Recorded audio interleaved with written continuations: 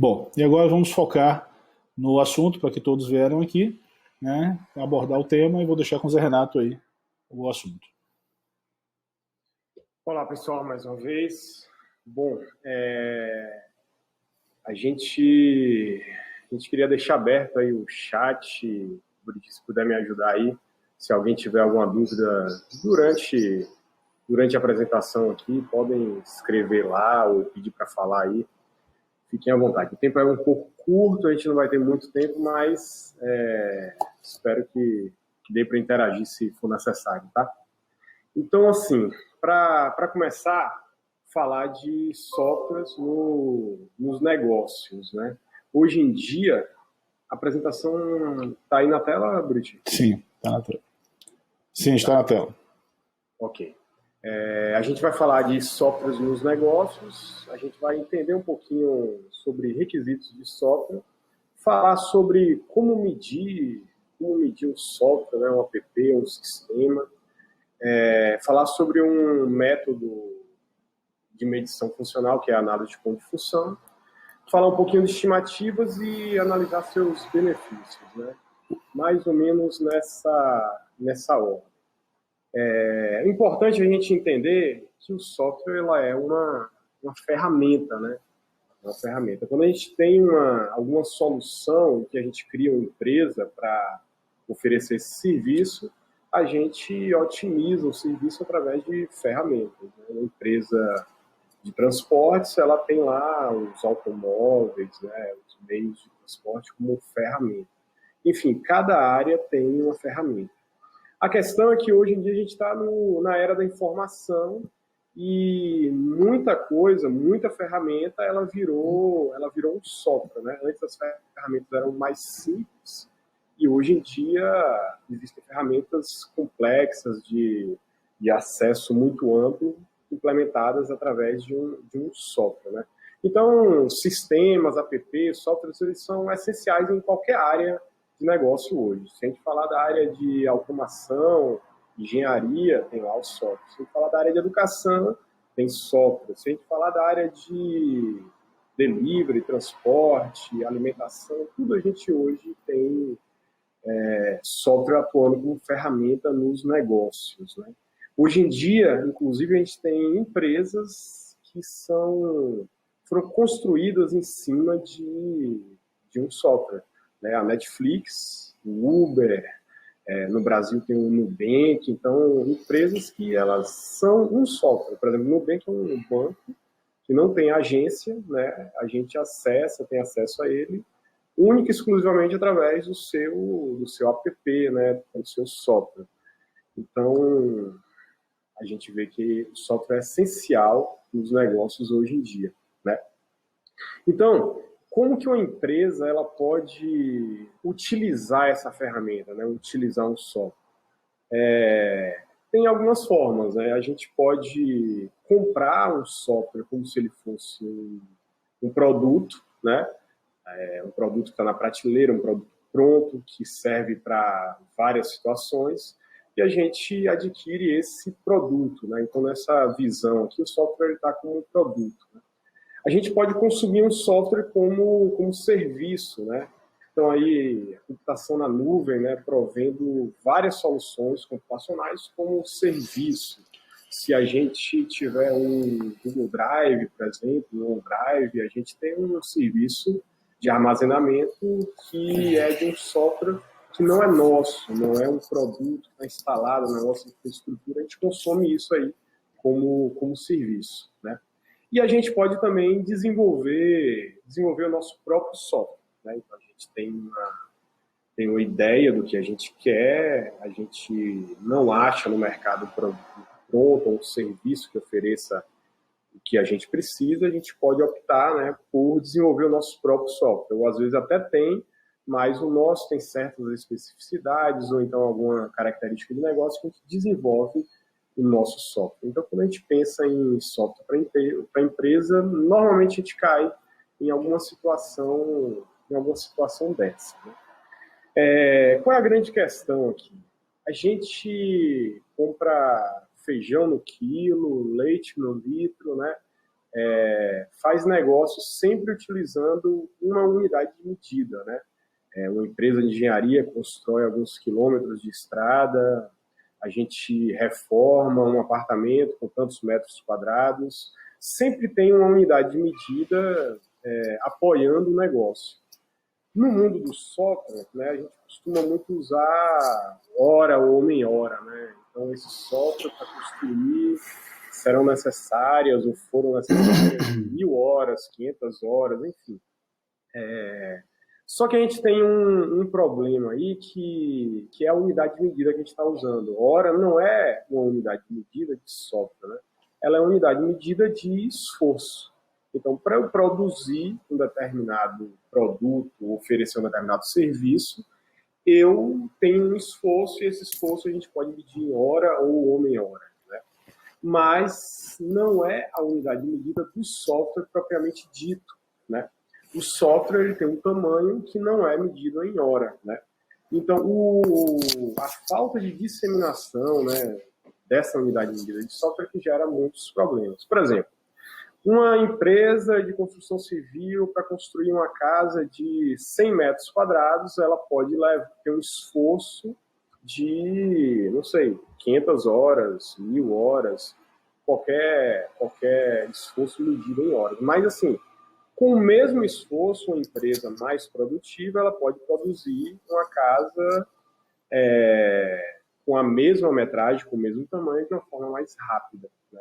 Então, a gente vê que produziu o mesmo tamanho, por exemplo, 100 metros quadrados, uma usou X horas de esforço, a outra usou Y de esforço. Então, quando a gente pensa em estimativas de software, a gente tem que separar o tamanho funcional do software, né, e o esforço para produzi-lo. E esse esforço, para um mesmo tamanho funcional, esse esforço pode variar em função de produtividade da equipe, tecnologia empregada, enfim, são algumas variáveis, né?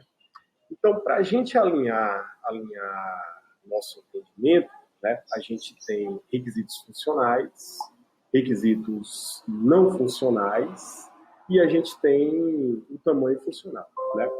O que é isso? Como que a gente pode entender isso? Quando a gente tem uma necessidade de cadastro de cliente, a gente tem um requisito funcional.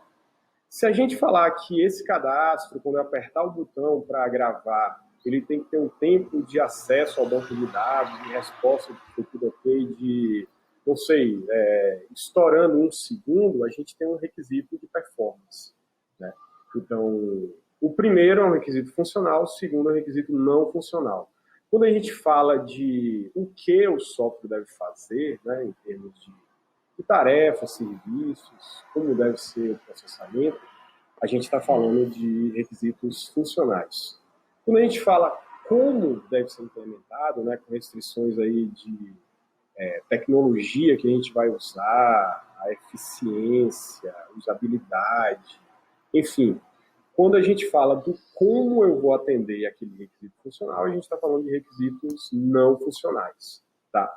E a análise de ponto de função, que é o método que eu vou apresentar aqui, ela produz uma unidade de medida chamada pontos de função, que mede o tamanho funcional. E o que é o tamanho funcional? É a quantificação dos requisitos funcionais do usuário, né, na linguagem dele, numa linguagem de negócio, na verdade, numa linguagem comum entre o usuário e o desenvolvedor. Mas sempre tem que ser algo que o usuário entenda, sempre algo claro para quem tem a demanda de negócio, tá? Então, vamos lá. Fazendo uma analogia, né? Imagine que eu vou fazer uma viagem da cidade A para a cidade B. E existem 100 quilômetros separando essa estrada. Eu posso gastar 1 hora, se eu viajar na velocidade média de 100 km por hora. Eu posso gastar 2 horas, se eu viajar com uma velocidade média de 50 km por hora, né? Quando eu falo do quilômetro, da distância, né, eu estou falando do tamanho funcional, vamos dizer assim, tentando fazer uma analogia com a estrada, né? Quando eu falo que eu vou gastar 1 hora ou 2, eu estou falando do esforço para eu fazer aquela viagem. E aí o esforço é inerente à velocidade média, que seria a produtividade, né, a produtividade de desenvolvimento. Tá? Quando eu vou viajar esses 100 quilômetros com um carro, eu vou ter um esforço. Se eu viajar de bicicleta, meu esforço vai ser outro, né? Então, no carro eu tenho uma produtividade, de bicicleta eu tenho outra produtividade. A gente está fazendo analogia aqui com a velocidade média, tá?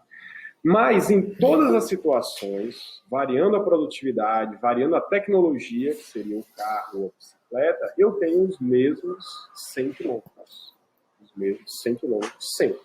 Né? Se fizer chuva na viagem, ou se fizer sol, continua sendo 100 quilômetros. Então, o ponto de função, ou seja, uma das unidades de medida de software mais conhecidas no mercado, utilizada amplamente aí fora, né? Ela mede o tamanho funcional do software, ou seja, quais as necessidades de negócio que eu vou atender, né? Quais os meus requisitos funcionais.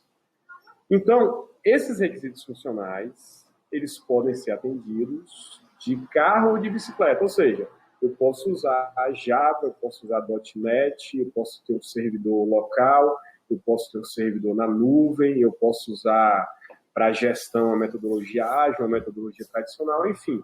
Tudo isso não é um requisito funcional, é algo para a gente atender o requisito funcional.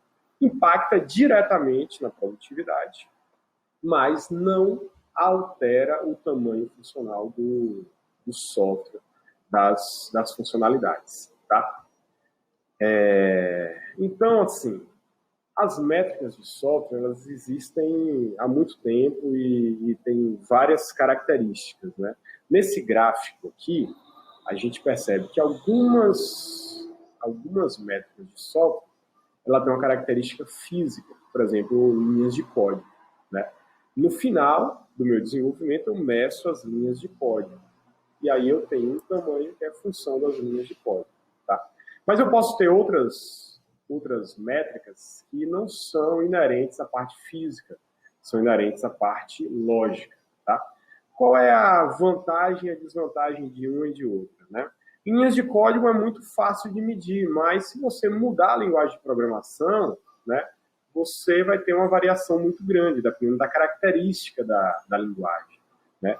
Outra dificuldade que essa métrica traz é que a gente só vai conseguir medir quando tiver o código pronto. E para vários problemas de negócio, a gente quer saber o preço, ter uma estimativa, né, antes de começar a desenvolver. Né? Quando a gente tem uma métrica que ela é lógica, é muito confortável ao usuário, porque ele não vai precisar entender de desenvolvimento de software, né, de TI, e ele vai ler aquilo ali na linguagem dele, né, na linguagem de negócio.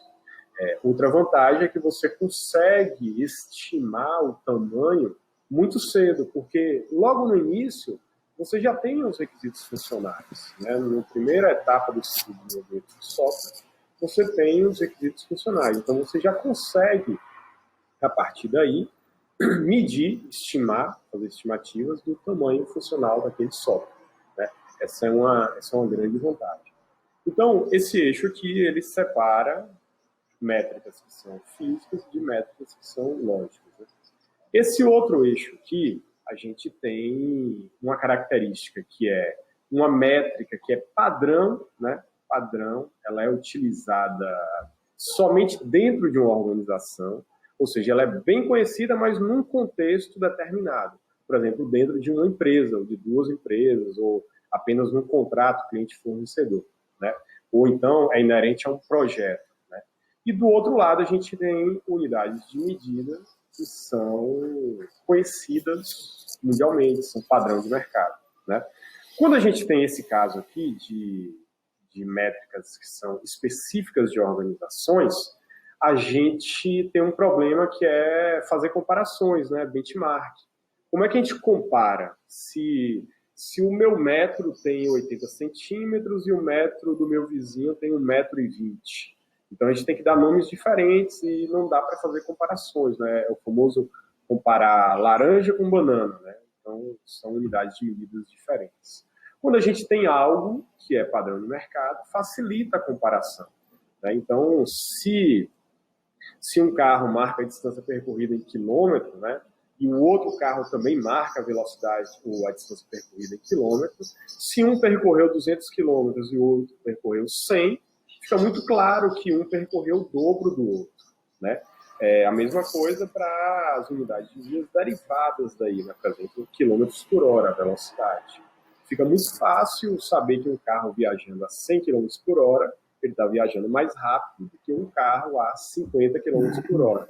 E a gente consegue fazer previsões, né? Se está viajando a 100 km por hora em média, sempre em média isso, e o outro a 50 km por hora em média, um vai ser 2 vezes mais produtivo que o outro, ou seja, vai chegar 2 vezes mais rápido.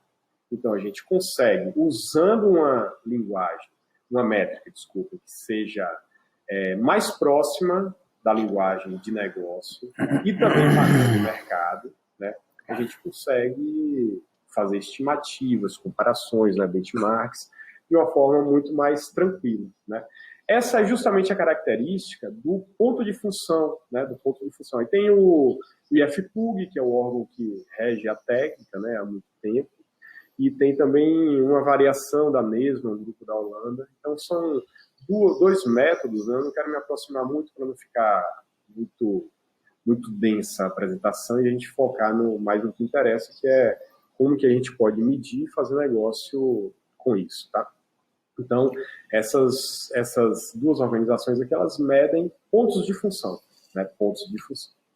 Então, pontos de função ela é caracterizada por ser uma unidade de medida lógica, ou seja, próxima da linguagem de negócio, e ser padrão de mercado, tá? Enfim, então esse é o método chamado análise de pontos de função, que produz uma unidade de medida chamada pontos de função, né? Existe há muito tempo, surgiu na década de 70 dentro da IBM, né? O IFPUG ele existe desde 86, enfim.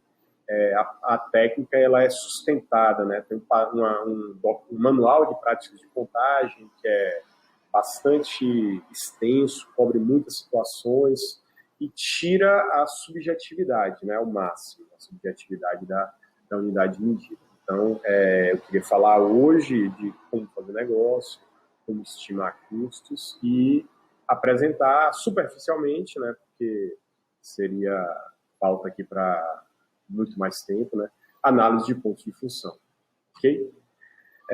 Então, assim, principais características da análise de ponto de função. Ela codifica tarefas e serviços baseada na visão do usuário. Isso é muito importante, né? Não é na visão de alguém de TI, de um programador, de um desenvolvedor de software, né? É na visão do usuário que tem a necessidade. Ela mede o tamanho funcional independentemente da tecnologia utilizada, ou seja, eu vou de carro ou eu vou de bicicleta, eu vou medir os 100 quilômetros que eu percorri, tá? Independentemente se você vai desenvolver um sistema em Java, ou em .NET, ou em PHP, né, independentemente do banco de dados que se utiliza, da arquitetura de software, né, a gente vai medir o que está sendo resolvido, né, pelas funcionalidades, pelo software, e não como, tá bom? Então, essa é uma característica muito importante da análise de ponto de função, né, da unidade de medida pontos de função, que graças a essa característica, ela vem atravessando décadas aí, sem ficar defasada, né? E a gente consegue, como eu ressaltei lá naquela característica de ser lógica, a gente consegue medir no início do projeto. Por que isso é importante? Porque eu não preciso terminar o projeto para saber quanto ele custou, né? Ou pelo menos avançar muito no ciclo de desenvolvimento, no levantamento de requisitos, na modelagem lógica, física, enfim. Não preciso avançar muito no projeto, não preciso gastar muita energia para conseguir medir. Então, se eu tiver um documento de requisitos, né, se eu tiver os requisitos funcionais do usuário, ou seja, a necessidade de negócio, eu consigo medir, né? Isso é bom porque você consegue tomar decisões gerenciais, né, logo no início do projeto, certo? Então, essas são características da análise de ponto de função. Então, a gente diz que um usuário é qualquer pessoa ou coisa que se comunica com o software a qualquer tempo. Isso é uma definição bem formal, né, da análise de ponto de função. Isso aqui possibilita, por exemplo, medir aplicações que sejam middleware, né, aplicações que não falam com seres humanos, né, os usuários delas são outras aplicações. Então, mesmo assim, a gente consegue medir, né? E a visão do usuário são os requisitos funcionais do usuário, conforme percebidos pelo usuário, tá? Ressaltando aí sempre uma visão de negócio. Até aqui eu acho que todo mundo já entendeu que ponto de função é uma unidade de medida de software, certo? Não é uma unidade de medida monetária, não é uma unidade de medida de esforço. A gente utiliza ela para derivar, fazer estimativas, né? Por exemplo, em quanto tempo será que esse projeto vai ser desenvolvido? Quanto tempo vai durar esse projeto, o prazo, né? Ou quantas horas eu vou precisar para desenvolver o esforço, né? Esforço e prazo são coisas diferentes, né? A gente pode ter 3 pessoas trabalhando em paralelo, o que vai diminuir o prazo, mas mantém o mesmo esforço. E a gente pode ter com o mesmo esforço uma pessoa só trabalhando do início ao fim, a gente vai ter o mesmo esforço, só que com um prazo maior, tá?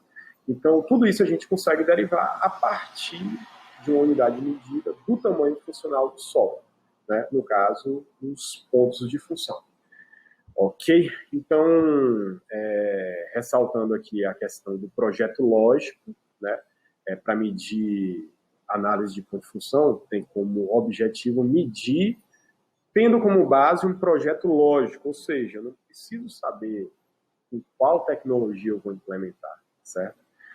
A gente independente da tecnologia que a gente vai utilizar, né, isso não afeta o tamanho funcional, e a gente tem uma medida que é consistente entre projetos e entre organizações. Eu posso querer comparar, dentro da minha empresa somente, quais projetos, né, com as mesmas características, eu fui mais produtivo ou menos produtivo. Eu posso também querer comparar organizações, né? Eu posso querer comparar tecnologias, né? Em qual ambiente de desenvolvimento, com minha equipe desse jeito, eu consigo ser mais produtivo. Então, a análise de ponto de função, ela proporciona tudo isso. A gente consegue contar projetos de desenvolvimento, ou seja, eu vou desenvolver um software do zero, ele não existe, né? Eu vou desenvolvê-lo, eu ou a empresa que eu estou contratando, né? Esse é um tipo de contagem. A gente consegue medir também a evolução desse software, né? Depois de pronto, eu preciso de mais 3 relatórios, mais um cadastro, enfim, eu preciso de mais funcionalidades, eu preciso modificar o software, né? Não só adicionar, mas eu posso também querer tirar funcionalidades, alterar outras. Então, a gente consegue também medir um projeto que faça exclusivamente melhoria, né? Como é chamada na análise de ponto de função. E eu consigo medir uma aplicação. Na análise de ponto de função, a gente chama do tipo de contagem de aplicação. Ou seja, eu consigo medir um produto, um software pronto, né? Existe já esse software, né? Qual o tamanho dele? Então, isso é muito útil quando eu vou fazer comparações. Imaginem que na empresa de vocês, né, vocês vão comprar um software para o RH, para a área de RH. E você tem 3 opções, né? Qual o melhor custo-benefício, né? A gente pode, para dar base para essa análise, medir o tamanho das 3 aplicações. Elas não vão ser idênticas, né? Então, eu posso medir e, baseado no tamanho funcional e no preço delas, saber fazer uma análise de custo-benefício. Ou seja, eu posso ter uma aplicação mais cara, só que ela tem mais funcionalidades, né? Ou seja, o tamanho funcional dela é maior, né? E eu posso ter uma mais barata, mas também ela atende menos. Então, o que mais importa, né? Como que eu faço essa análise? Então, você medindo o tamanho funcional dessa aplicação, você tem uma informação para subsidiar, né? Para dar base a essa análise, ok? Só dando uma visão geral, né, de como funciona o método para contar pontos de função, né? Para que vocês entendam que é algo bem simples no que diz respeito a qualquer pessoa que forneceu os requisitos funcionais, né? Que apresentou as necessidades de negócio, ela pode sim entender o procedimento, entender como é contado. Não é algo que você tem que ser um especialista da área para conseguir entender. Claro que para contar pontos de função, aí você tem que ser um especialista nesse método, né? Não é qualquer pessoa que consegue contar. Mas qualquer pessoa consegue entender como o método funciona. Então a gente tem um macro procedimento aqui, que é reunir a documentação disponível, né? Depois a gente determina o que a gente vai contar, define quais são as aplicações, né? A gente vai chamar de fronteira na APF, e tudo isso baseado nos requisitos funcionais do usuário. Ponto. Feito isso, a gente identifica quais são os requisitos de armazenamento do usuário. Ou seja, o que eu tenho que guardar num banco de dados? O que eu tenho que armazenar para depois recuperar? Né? E a gente chama isso de funções de dado. E a gente mede as necessidades de processamento de transação, ou seja, o que eu vou precisar processar, quais são os serviços que envolvem lógica de processamento, né? Desde uma simples inclusão dos dados de um cliente até a recuperação de um dashboard com análises complexas para servir como um relatório gerencial, né? Então, tudo isso são funções de transação. Então, recapitulando, funções de dados eu meço os requisitos de armazenamento. E as funções de transação eu meço os requisitos de processamento, tá bom? Aí, identificadas essas funções, na verdade aqui eu tenho somente 2 funções, né? E aqui eu tenho mais 3. Pronto, então eu tenho 5 componentes funcionais, como a gente chama, né? Todas as necessidades de qualquer software, elas vão ser mapeadas em 5 tipos de componentes funcionais, né? O que é muito fácil e simples de entender. Identificados isso, seguido o processo lá da análise de ponto de função, a gente calcula o tamanho funcional e documenta, deixa isso registrado, né? E envia, distribui a informação a quem precisar dela. Então, esse é o macro procedimento de contagem, tá? Sobre as funções de dados, ou seja, sobre os requisitos de armazenamento, a gente tem 2 funções, que é o arquivo lógico interno. O que é um arquivo lógico interno?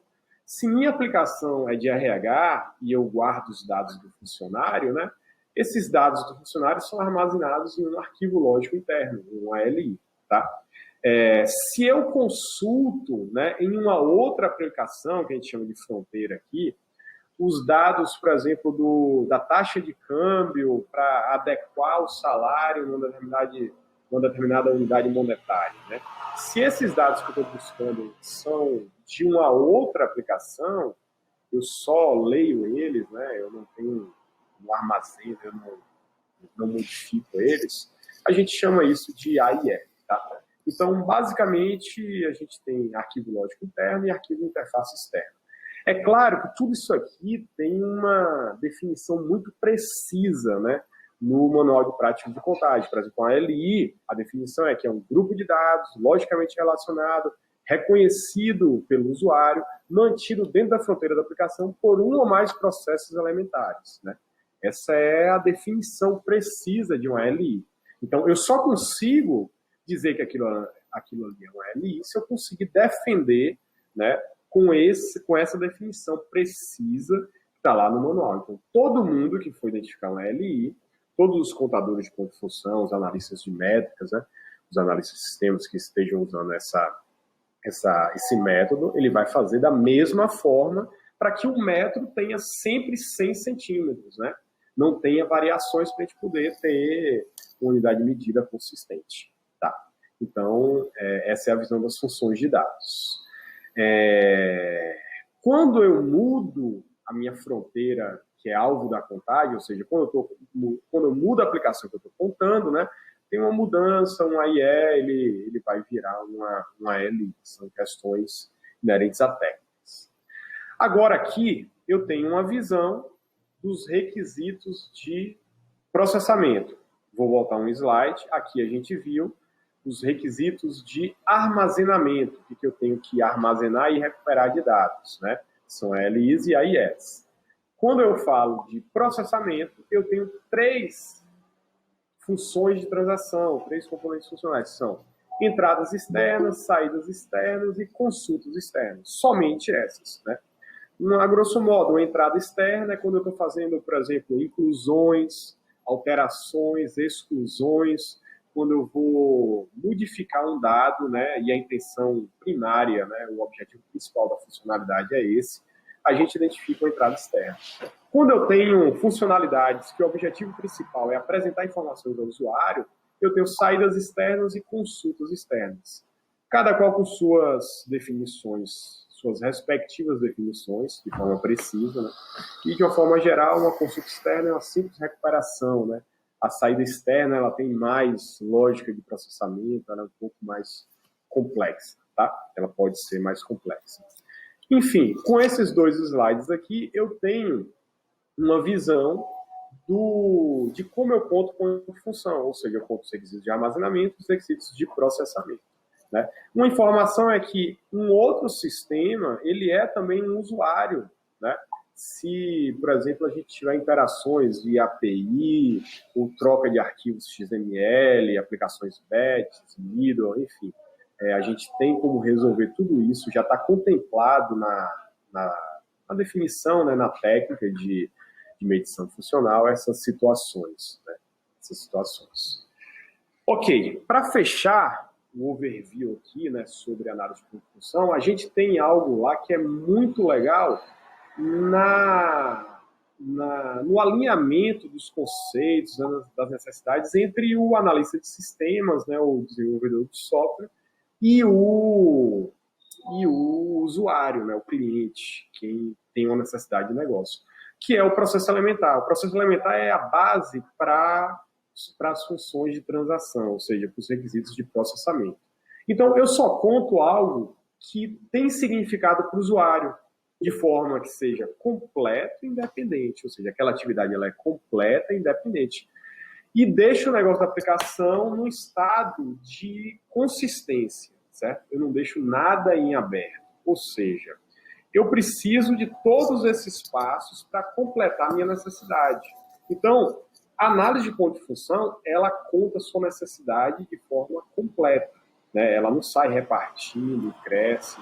Então, essa estrutura de definição do processo alimentar é muito boa para a identificação de requisitos funcionais. Ela apoia o levantamento de requisitos, ela até ajuda você a identificar possíveis falhas, desvios, né, no documento de requisitos. Ela apoia o entendimento entre quem vai desenvolver o software, né, para atender a necessidade do cliente, e o cliente, né? Ela ajuda nesse alinhamento. Então, é uma definição também lá do Manual de Práticas de Contagem, mas eu quis apresentar aqui como uma forma de apresentar as vantagens da análise de ponto de função, certo? Então, eu escrevi aqui, similaridade com os requisitos funcionais do usuário, expressam as necessidades de processamento. Né? As necessidades de armazenamento, elas são mapeadas lá em arquivos lógicos internos e arquivos de interface externa. Então, como é que a gente chega no número? Né? A gente tem uma tabela no manual que ela arbitra, né? arbitra como você chegar na complexidade e, a partir da complexidade, numa quantidade de pontos de função. Então, todo mundo que está contando pontos de função vai usar essa mesma tabela, né, e vai chegar num tamanho funcional. Aí, a partir desse tamanho funcional, eu gero minhas estimativas. Por exemplo, voltando lá na analogia das duas cidades, né, se eu tenho 100 km de distância, e eu conheço a minha produtividade, por exemplo, minha produtividade média de 100 km por hora, né? Se eu vou viajar 100 km, eu tenho uma expectativa, ou seja, uma estimativa de que eu leve 1 hora, ok?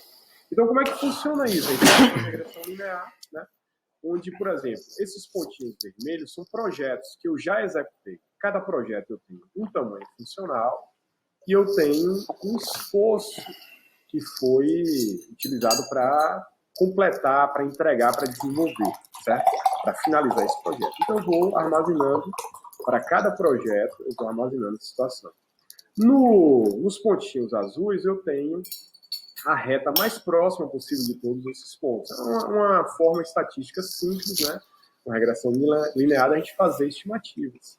Mas agora, imagine que eu não tenha ainda esse projeto pronto, eu só tenho os requisitos funcionais. Eu consigo, conhecendo a produtividade que essa reta me dá, vai ser o coeficiente anular da reta, né? Eu tenho uma estimativa do tamanho, que não vai necessariamente bater, né, 100%, mas vai ficar próximo. Ou seja, se eu conheço que minha produtividade, ou seja, minha velocidade média na analogia, é de 100 km por hora, para eu viajar 200 km, se eu viajo 100 km por hora, eu vou gastar 2 horas. Né? Então, eu já tenho como estimar. E é isso que a gente faz antes de desenvolver software. Né? A gente faz estimativas de esforço e deriva os custos daquilo ali. Ou analisa os custos que nos foram apresentados por determinadas empresas fornecedoras, né? No caso desse cliente, eu analiso baseado numa amostragem, na produtividade esperada. Né? Eu estou apresentando de uma forma simples aqui, mas existem inúmeras variáveis, né? Inúmeras observações que têm que ser feitas aqui, que não caberia em uma hora só a gente falando disso. Né? Dá para marcar para conversar só sobre isso. Né? Mas é uma visão geral também, além da visão geral do método, de como a gente estima o esforço. Né? Isso aqui vai variar para cada tecnologia, de repente para tamanho de equipe, a natureza das aplicações, né? Se é uma aplicação comercial para cadastrar cliente, ou se é uma aplicação para uma empresa de petróleo escanear o fundo do mar. Então, são naturezas completamente diferentes e a gente vai ter características que vão influenciar na produtividade. Tá? Mas o tamanho funcional, ele se mantém o mesmo, assim como o quilômetro é sempre o mesmo para você ir de carro ou de bicicleta. Tá?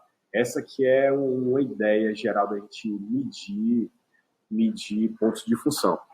Então, a gente tem alguns benefícios que eu acredito que os senhores já tenham percebido aí. Né? A gente pode dar um suporte à análise de produtividade e qualidade. Por exemplo, eu encontrei 10 erros ou 10 defeitos. Tudo bem. 10 defeitos em 100 pontos de função é uma coisa. 10 defeitos em 1000 pontos de função é outra coisa. Né? São qualidades diferentes. Então, dessa forma, a gente consegue também medir a qualidade, né? Ou pelo menos dar suporte à análise de qualidade. A gente consegue estimar prazos, custos, recursos, né? Tanto para desenvolvimento quanto para evolução, né? Para melhoria, para manutenção de software. Né? A gente consegue comparar agora, né? Desde produtividade até esses 2 aplicativos que eu estou estudando comprar para a minha empresa. Qual é o maior? Qual tem mais funcionalidades? Qual tem menos, né? Dentro das funcionalidades que eu preciso, né? Aí eu consigo fazer análise de custo-benefício na aquisição de um pacote, né? E eu consigo comparar, por exemplo, produtividade, o preço, né, de um fornecedor ou de outro que eu esteja cotando minhas aplicações.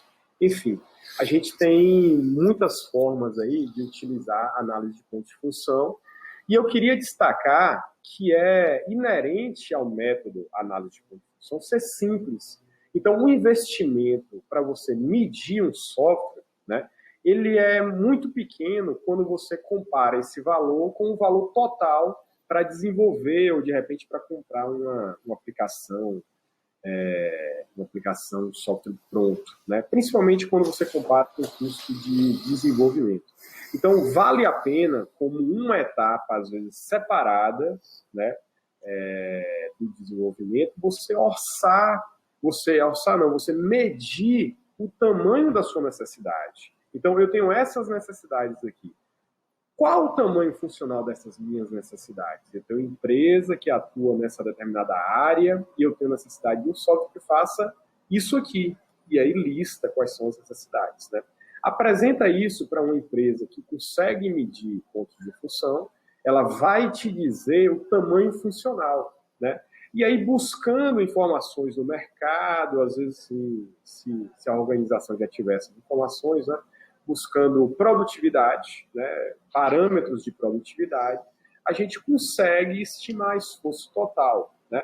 Estimando esforço total e juntando com dados de valor médio de uma hora de trabalho, né, a gente chega nos custos. Da mesma forma, a gente chega também nos prazos, né, de desenvolvimento, e assim a gente consegue ter uma medida para, a partir dela, gerar indicadores, gerar estimativas que nos apoiem na tomada de decisão, né? Seja no desenvolvimento, na compra, ou na análise de custo-benefício, na aquisição de pacotes. Ok? Então, em linhas gerais, era isso que a gente queria apresentar, né? É uma introdução a esse assunto. A gente planejou algo para falar para pessoas que não conhecessem, né, de métrica de software, não fossem especialistas em métrica de software, que fossem clientes, né, que não são da área de TI, ou pessoas que são da área de TI, mas que não são especialistas em métrica de software, né? É um trabalho também que apoia o desenvolvimento, né? Apoia o desenvolvimento, apoia a gestão de um projeto de desenvolvimento de software. Ok? Bom, queria deixar aberto agora para perguntas e respostas, né? Quem quiser ligar o áudio para poder fazer uma pergunta ou fazer via chat, sinta-se à vontade.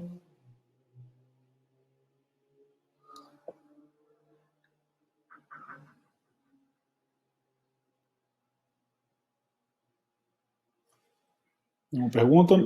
Aproveitem, porque José Renato, ele é um cara, é o nosso consultor, ele tem 16 anos de experiência só em métricas de software, né? Ele é especialista já há 10 anos certificado pelo IFPUG, né? Que é esse organismo que rege que ele explicou aí, que rege essa medida, que rege essa técnica. E recentemente agora foi recertificado, porque existe uma recertificação a cada período de tempo, então ele acabou de ser recertificado, né?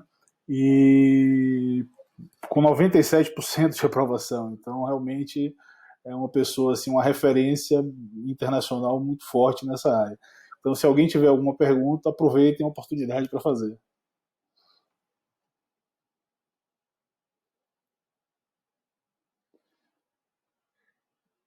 Isso.